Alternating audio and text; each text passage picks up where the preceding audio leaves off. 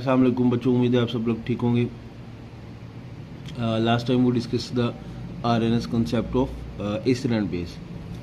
Today we are going to discuss about the limitation of RNS concept, कि how which type of drawbacks are exist in RNS concept, like which type of, or at which type of substances these that concept cannot be applicable.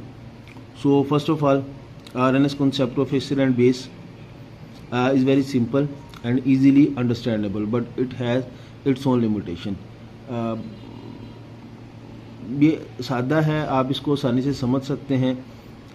Why it is simple? Because acid produce hydrogen ion and bases produce hydroxyl ion in their aqueous solution. So it is simple to understand which type of substance are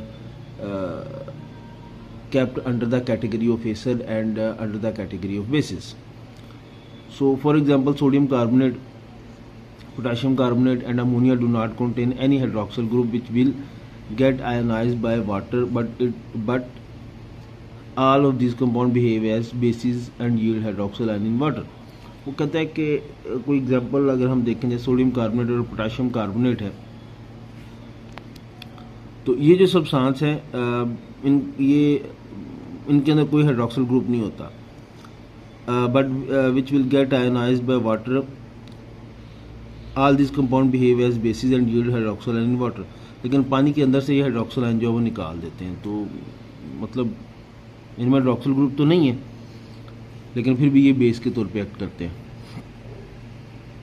ये second point है RNS, ये second drawback है, ठीक है, limitation. RNS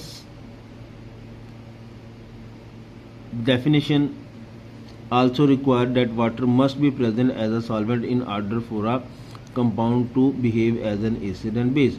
वो कहता है कि वो जो चीज़ है ना उसकी डेफिनेशन ये होनी चाहिए. देखिए ना, हमारे पास सोल्यूशन है, सोल्यूशन की टू कंपोनेंट है, salute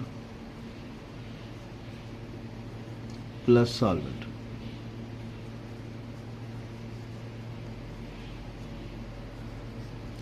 Solute component of solution which is present in less quantity and solvent component of solution which is present in excess quantity.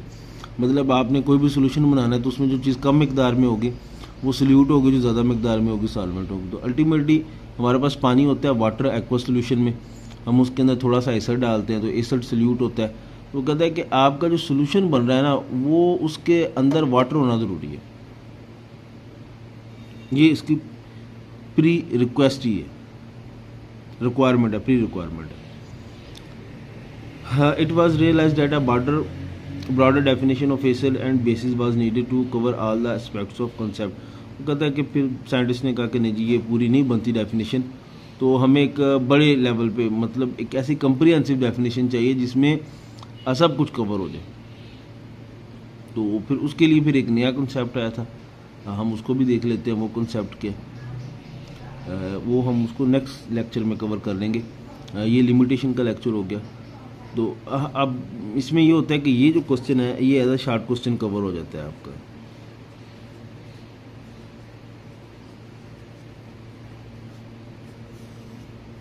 ठीक है, limitation of RNS concept. Last time वो discuss about the RNS concept of acid and base. वो लहजा से question discuss हो जाएगा, ये लहजा से क्वेश्चन डिस्कस हो जाएगा. अब आपने इसको देख लेना है, कोई प्रॉब्लम तो आप लोग क्वेश्चन कर सकते हैं.